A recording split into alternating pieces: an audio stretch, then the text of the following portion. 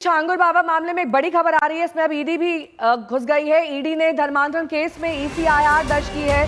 धर्मांतरण मामले में मनी लॉन्ड्रिंग की जांच करेगी ईडी और ईडी लखनऊ यूनिट ने कल शाम दर्ज कर लिया है ये केस। बहुत जल्द ईडी केस से जुड़े आरोपियों से भी पूछताछ करेगी। धर्मांतरण के विदेशी कनेक्शन और मनी ट्रेल की भी जांच की जा रही है।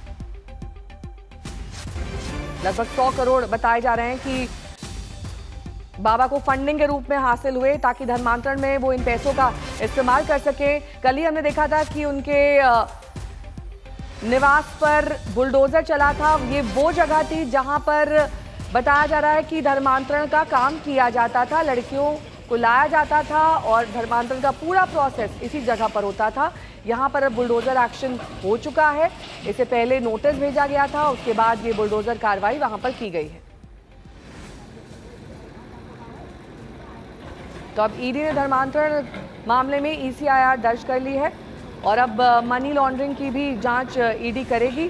मनी ट्रेल यानी कि कहां से पैसा आया, इसकी पूरी जांच ईडी के जिम्मे होगी। लखनऊ यूनिट ने कल शाम ये केस दर्ज कर लिया है। बहुत जल्द आरोपियों से पूछताछ भी ईडी करेगी और इस पूरे मामले को एक नई दशा और दिशा इससे मिल सकती है। तो छांगुर बाबा का माया लोग देखिए, कोठी में 18 कमरे थे और आयातित वस्तुएं इसमें पाई गई। विदेशी नस्ल के कुत्ते थे, साथ ही घोड़े के लिए अस्तबल था, सोलर पावर हाउस बना रखा था, 15 फीट ऊंची दीवार थी। यानी कि पूरी तरीके से ये जगह को गोपनीय रखा गया। यहाँ पर एंट्री हर किसी को नहीं मिल सकती थी। कटीले तारों में बिजली का करंट दौड़ता था। यानी कि पूरी तरीके से इसे सेफ रखा गया था इस लिहाज से कि यहाँ पर कोई भी कभी भी आ जा ना सके। अरविंद ओझा मेरे सहयोगी जुड़ गए हैं तमाम जानकारी के साथ। अरविंद, ईडी की एंट्री इस केस में नई दशा और दिशा दे सकती है, खासतौर पर मनी ट्रेल मामले में।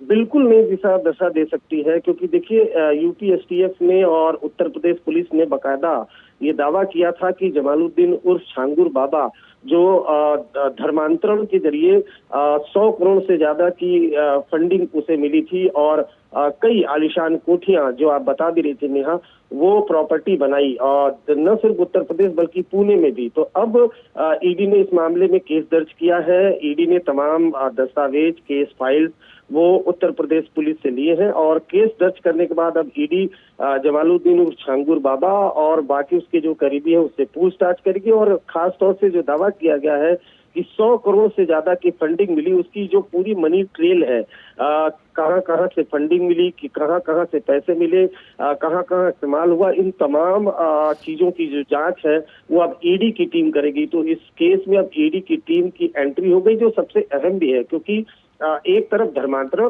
दूसरी तरफ धर्मांतरण के लिए फंडिंग, ये दोनों बातें अहम है और इस वजह से ये जरूरी हो जाता है कि इस मामले में जो ईडी प्रवर्तन निदेशालय है वो पूरे जो मनी लॉन्ड्रिंग है उसकी जांच करे और इस वजह से ईडी ने केस दर्ज किया है और अब आने वाले कुछ दिनों में ईडी का एक्शन भी देखने को मिलेगा। नेहा, ठीक है, बहुत बहुत शुक्रिया तमाम जानकारी के लिए।